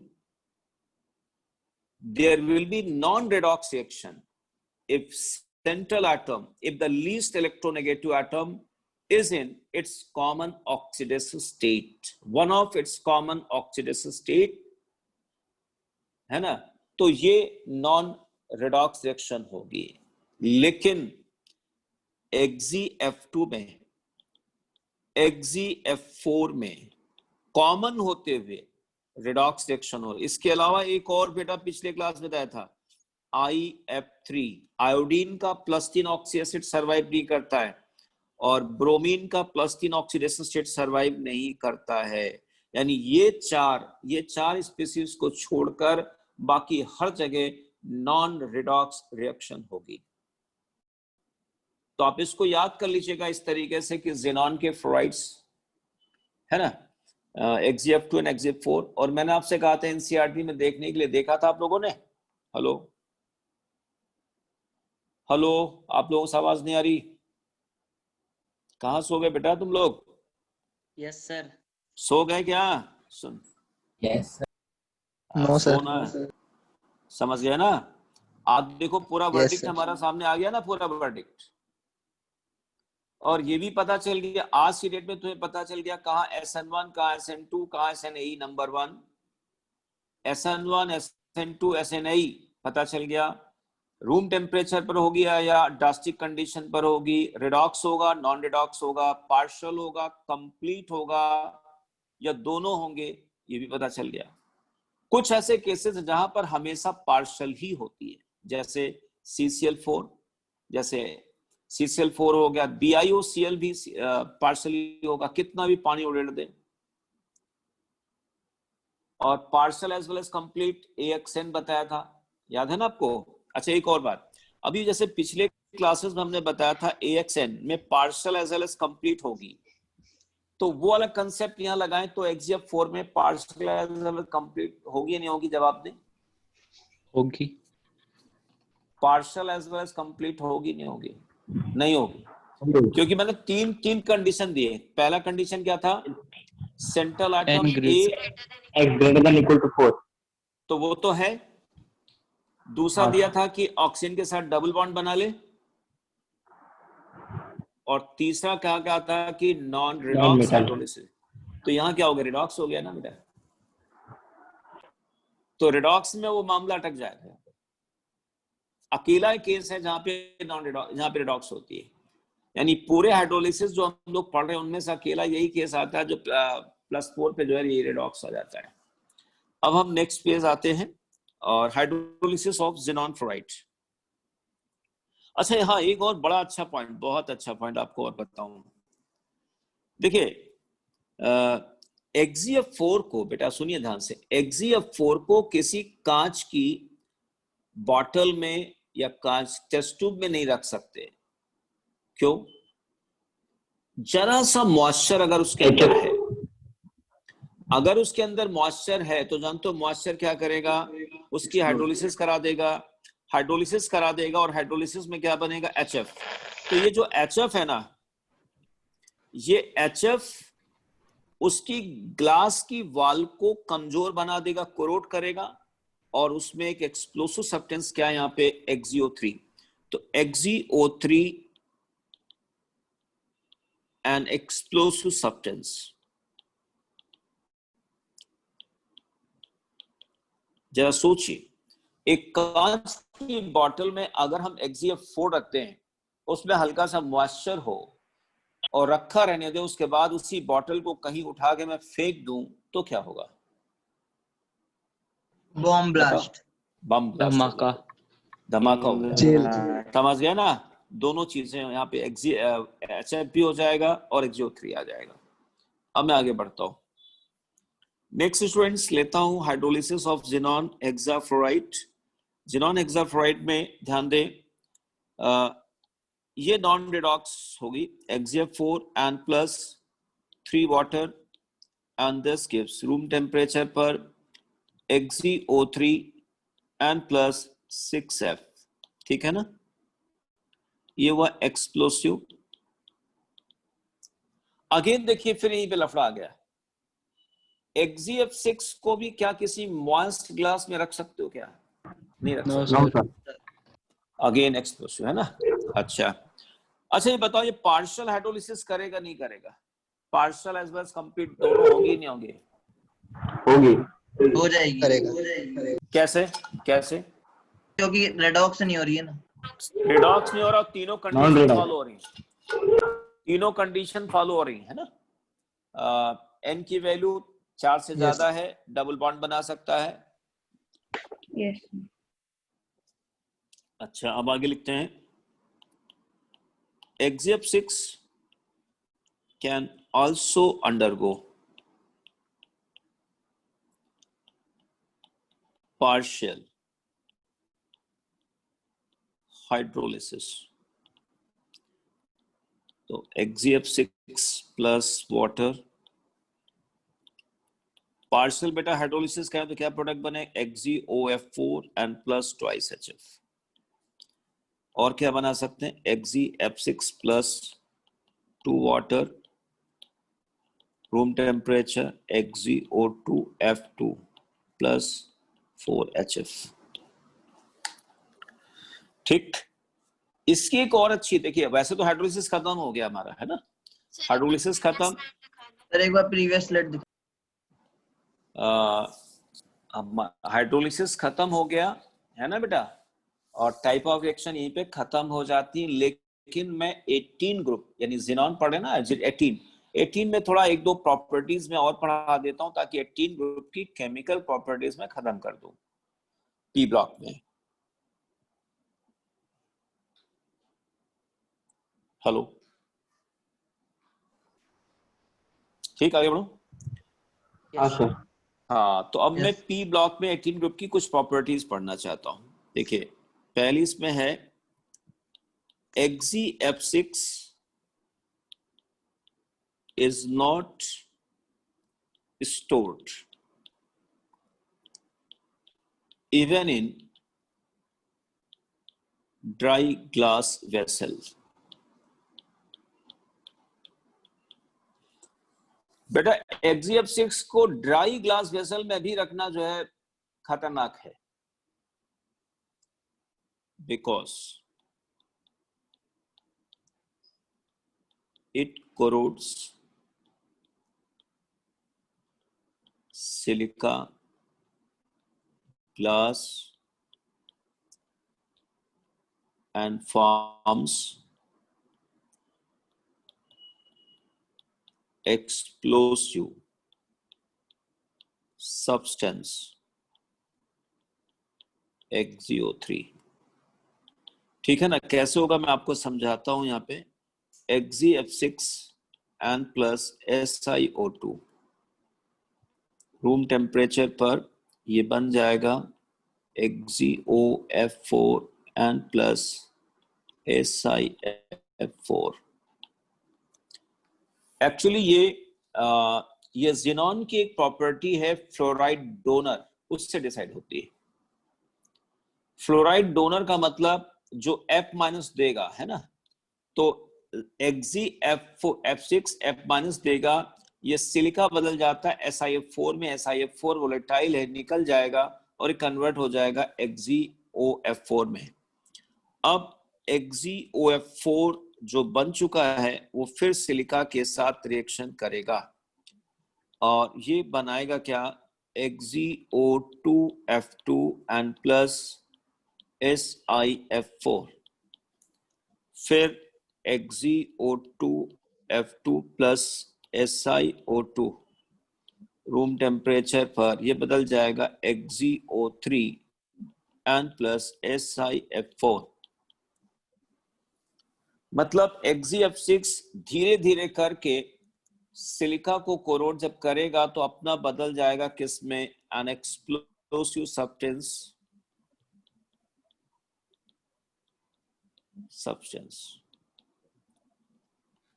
तो बेटा मॉइस्ट ग्लास में नहीं रख सकते हैं, ड्राई ग्लास में रख सकते हैं, तो फिर रखेंगे कहां? XgF6 को ना तो मॉइस्ट ग्लास में रख पा रहे हैं, ना हम ड्राई ग्लास में रख रहे हैं, फिर रखें कैसे इनको? केरोसिन में रखे क्या? अरे केरोसिन में तो रखा जाता है, केरोसिन से रिएक्ट कर जाएगा ये बेटा, उसमें वही वैक्स बॉटल्स में रखा जाएगा, है ना? वैक्स बॉटल, गाटा पर्चा जिसको कहते हैं, उसके साथ रखा जाएगा। अच्छा, मेटल के साथ रिएक्ट कर जाएगा, फ्लोराइड बना सकते। अच्छा, देयरफॉर इसको कहाँ रखा जाता है? वैक्स बॉटल्स में रखा जाएगा, वैक्स बॉटल्स में रखा जाएगा। अब मैं यहां लिखे दे रहा हूं, substances that react with glass oblique silica, XgF6, XgOF4, XgO2F2, HF. Hence, they are stored in wax bottles. ठीक, अब एक बेटा और बड़ी अच्छी प्रॉपर्टी है, xenon, लास्ट प्रॉपर्टी है, xenon fluorides act as fluoride donor,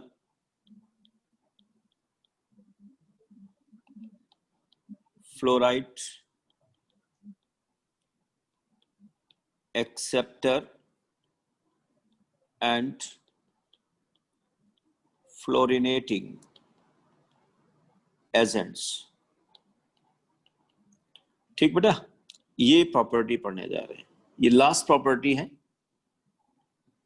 यानी xenon के फ्लोराइड्स में 3 टाइप की प्रॉपर्टी मिलती है, fluoride donor, fluoride acceptor and fluorinating. मैं एक एक करके सबको बेटा डिस्कस करता हूं। सबसे पहले हम बात करेंगे फ्लोराइड डोनर।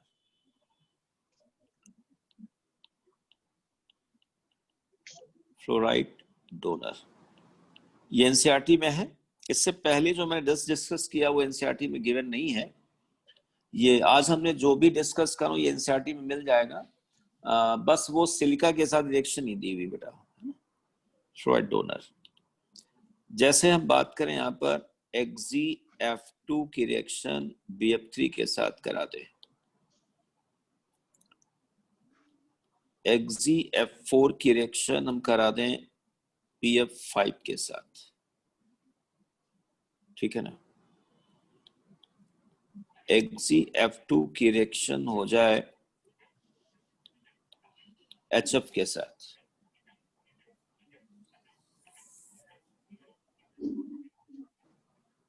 ठीक, ओके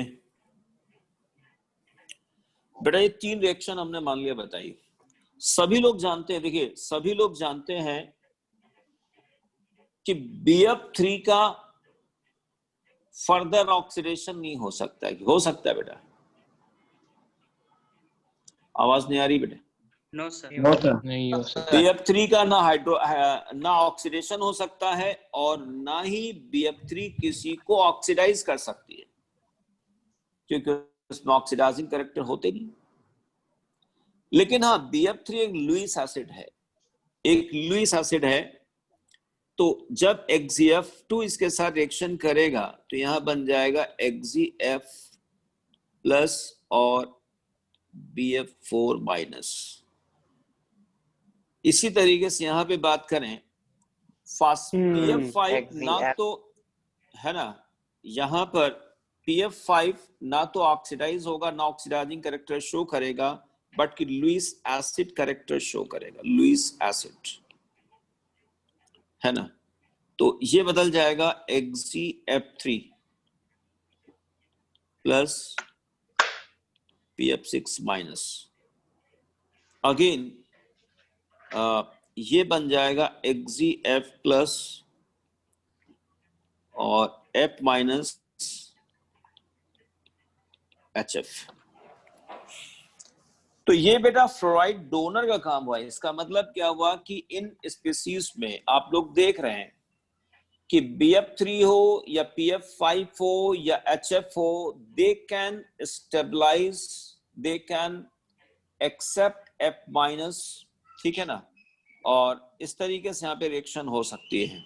एक केस में और बहुत अच्छा ले रहा हूँ यहाँ पे, इंटरहोजन कंपाउंड का, जैसे ClF3 ले लूं, is also very good fluorinating, और इसका रिएक्शन हम BF3 के साथ करा दें तो ClF2 प्लस ले लिया N प्लस BF4 माइनस। ये एक्चुअली इंटरहोजन कंपाउंड का पार्ट भी हमने कवर कर लिया, सेम प्रॉपर्टी 17 ग्रुप में। अब अगला हम लेते हैं fluoride acceptor, fluoride acceptor.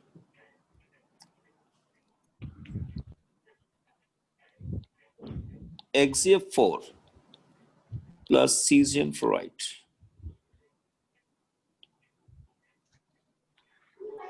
XeF2 plus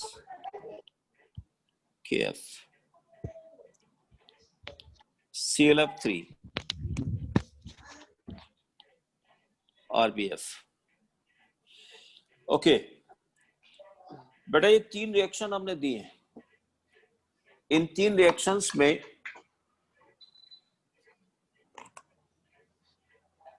यहां पर एल्कली मेटल के फ्लोराइड्स हैं, caesium fluorides. Caesium fluoride redox में पार्टिसिपेट बिल्कुल नहीं करेगा, कि कर सकता है बताएं? सीजियम फ्लोराइड रिडॉक्स में पार्टिसिपेट कर सकता है, नहीं कर सकता है? नहीं कर सकते, नहीं सर, नहीं कर सकते। ना KF ना RBF।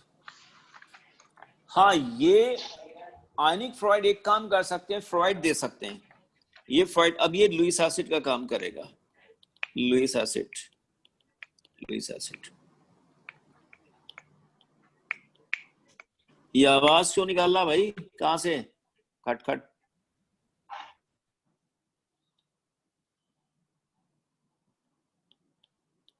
XeF5 minus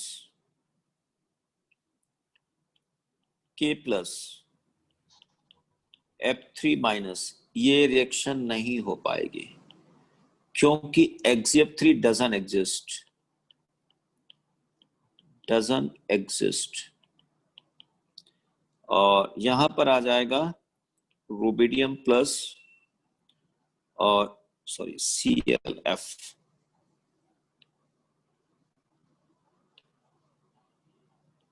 ClF3 ClF4, ठीक है ना। तो देखिए, ये तुमको सबको मालूम होगा कि XeF3 क्यों नहीं एग्जिस्ट करता। देखो ज़ेनॉन आ गया यहाँ पे, एक फ्लोराइड लोन पेयर F,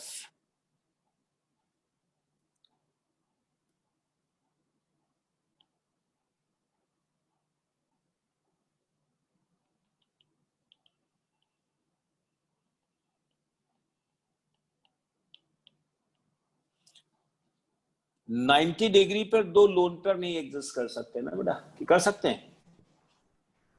तो it doesn't exist. And last property है इसकी फ्लोरिनेटिंग प्रॉपर्टी, फ्लोरिनेटिंग।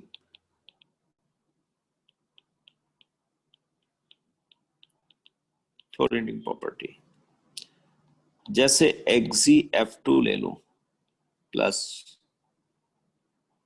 SF4 ले लो, XeF4 प्लैटिनम ले लिया, XgF2 प्लस O2F2 ले लिया, ClF3,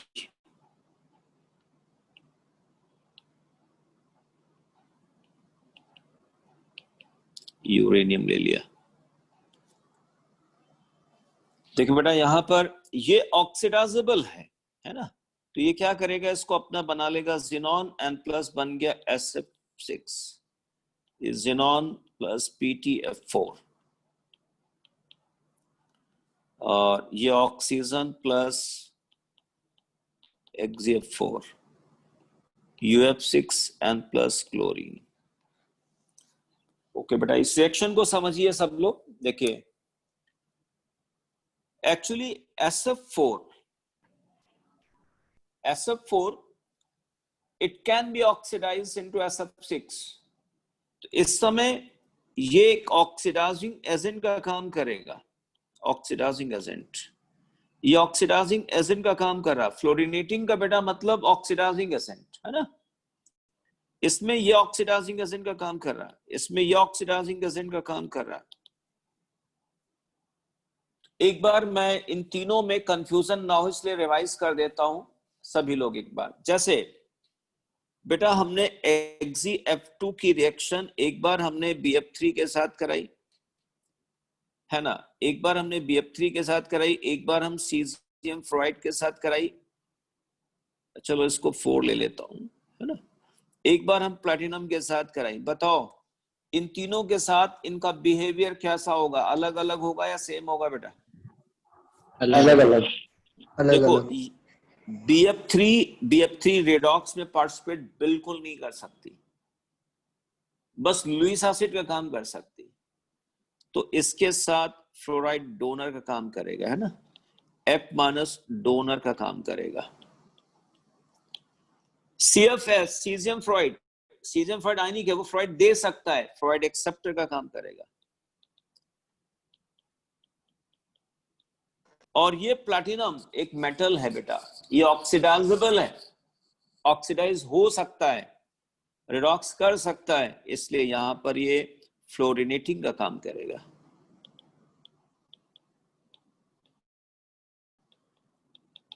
अच्छा, यहां पे मैंने एक इंटरहैलोजन कंपाउंड ClF3 भी इंट्रोड्यूस किया है ताकि मुझे इंटरहैलोजन की प्रॉपर्टी भी हम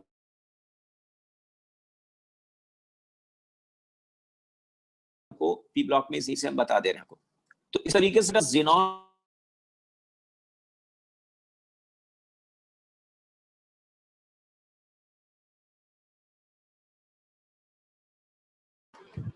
हेलो, या उसको बाद में जब पी ब्लॉक पढ़ाएंगे तब पढ़ाएंगे उसको, तब बता दें। Okay sir. बताओ बेटे, बताओ सर बाद में अभी बता बताओ। देना सर। नहीं सर, बाद में बताओ बता सर दें। आप। पी ब्लॉक में बता बाद दीजिए। में सर पी ब्लॉक में एक पी साथ ब्लॉक बता में देना। Sir, P block. P block में बता दें, वो एक्चुअली जेई में भी एक बार आ चुकी, एनसीईआरटी में नहीं है, एनसीईआरटी में नहीं है, जेई में आ चुका है, ठीक है। और अभी कब, हालांकि हम लोग हर साल पढ़ाते हैं उसको क्योंकि वो उसकी इम्पोर्टेंट प्रॉपर्टी में से है। हाँ, वो बहुत जो पुरानी एनसीईआरटी थी जो 2006 से पहले चलती थी उसमें थी वो प्रॉपर्टी लिखी थी, बाद में नई जो आई है उनने हटा दिया उन्होंने इस प्रॉपर्टी को, लेकिन स्टैंडर्ड टेक्स्ट में तो खैर है ही है। तो पढ़ाओ या छोड़ दो, बताओ सर छोड़ दो सर। छोड़ दो सर। चलो खैर, पढ़ाना तो भाई आगे पढ़ा देंगे, ऐसी कोई दिक्कत नहीं, तब हाँ, तक yes, समझदार हो जाओगे तो और मजा आ जाएगा समझ यस सर। हैं। हाँ सर। तो बेटा आज के डेट में अपन लोगों ने टाइप ऑफ रिएक्शन पूरी खत्म कर ली, और अब हमारा जो अगला क्लास आएगा उसमें हम आपको आज से कल तक हम आपको एक बेटा सीट भेजेंगे है ना आपके ग्रुप में, और वो होगी, उसका टाइटल है short notes on salt analysis, है ना, short notes on salt analysis. और उस सीट से अब हम आपको पढ़ाया करेंगे, उसी सीट, उसको स्क्रीन पर शेयर करा के हम आपको पढ़ाएंगे। तो सर अब नोट्स वगैरह की जरूरत नहीं है ना, उसी से करेंगे? हाँ, उसी से करना पड़ेगा आपको, उसमें बीच बीच में जो कुछ बताएंगे, मतलब इस तरीके से जो थारो लेक्चर चलते थे अब वो थारो लेक्चर फिलहाल नहीं होंगे, बंद हो गए, सीट से पढ़ाएंगे है ना। और जैसे एस ब्लॉक पढ़ा रहे हैं तो कहीं कहीं कुछ कुछ बताना पड़ेगा। वैसे थ्योरी पोर्शन जो मेजर पोर्शन था वो हम लोगों ने खत्म कर लिया आज की डेट में। अब आगे फिर जैसे अभी बेसिक रेडिकल का क्लासिफिकेशन वो बात बताएं, एसिड रेडिकल इसी शॉर्ट नोट्स में ही बता देंगे हम आपको, ठीक है ना। और पीटी जो इनकी रह गई वो धीरे धीरे करके हम लोग करते रहेंगे, आपको होमवर्क देते रहेंगे, आप लोग करते रहेंगे, ठीक है। सर ऐसे क्यों हो गए? क्या बेटा?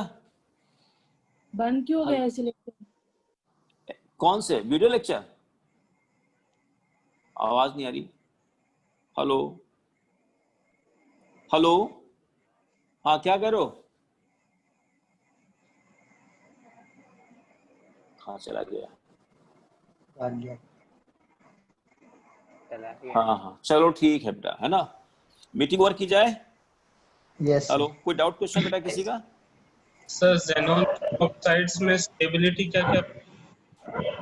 जेनॉन के स्टेबिलिटी, नंबर ऑफ बॉन्ड्स बढ़ते जाएंगे तो स्टेबिलिटी बेटा बढ़ती जाएगी, है ना।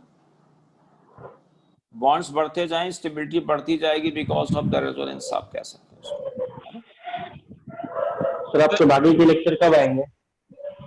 आज हमने लेक्चर रिकॉर्ड कराया, ये लेक्चर मंडे को आएगा, ठीक है ना। एक्चुअली क्या है, स्मार्ट बोर्ड पे क्या है कि ज्यादा लिख के मैं कम समय में डिस्प्लेन कर सकता हूं, तो वो मैं काम कर रहा हूं। तो आज मैं लिखने का काम कर दिया है। टाइप कॉम्प्लेक्स फॉर्मेशन रिएक्शन एक ही लेक्चर में आएगा, 40 मिनट के अंदर आ जाएगा। कॉम्प्लेक्स फॉर्मेशन रिएक्शन मैंने आपको क्लास में जैसे 2 से 2.5 लेक्चर पढ़ाया, वहां पर हम 40 मिनट के अंदर। अरे यार ये कहाँ से डिस्टर्बेंस आ रहा है भाई? सर और कितने लेक्चर आएंगे टाइप्स ऑफ रिएक्शन के? अरे यार पूरा कराएंगे। अब तक आपने अब तक पढ़ा कितना पढ़ा? 1 महीने से ऊपर तो हो ही गया टाइप ऑफ रिएक्शन पढ़ते। 1 महीना हो गया सर। हो गया। हाँ, कब स्टार्ट किया था? तो अगस्त 25 अगस्त के अराउंड कुछ। अच्छा, सर अक्टूबर में तो मेरे को नहीं लग रहा है कोर्स खत्म होगा।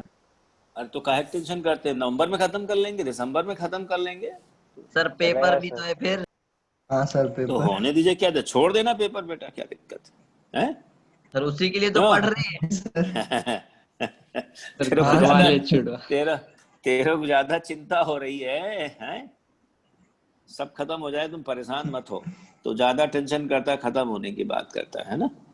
अब यही पढ़ाने के हम पढ़ा देते, अभी जैसे अपनी दुनिया भर का सब पढ़ा दिया, अभी पढ़ा देते बेटा ये रिएक्शन है, इसमें ऐसे मैनेज कर लेना, एक एग्जाम्पल दे देते, खत्म हो गया, है ना। खत्म कराने के बेटा 10 तरीके हैं, लेकिन बात खत्म कराने की नहीं, बात ये कि आप कितना गेन कर रहे हो, कुछ क्वेश्चन कर पाएंगे नहीं कर पाएंगे, हैं।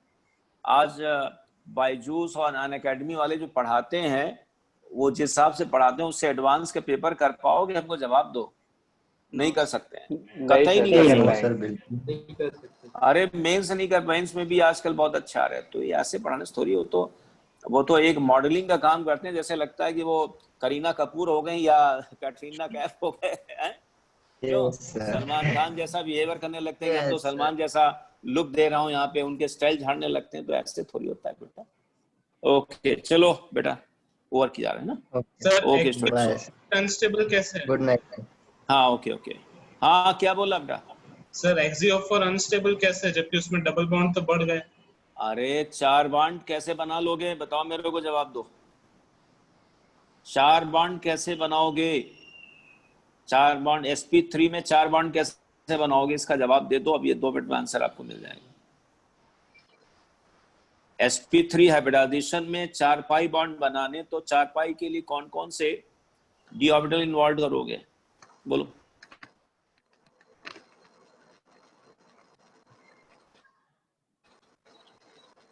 समझ गया सर। ठीक है, ओके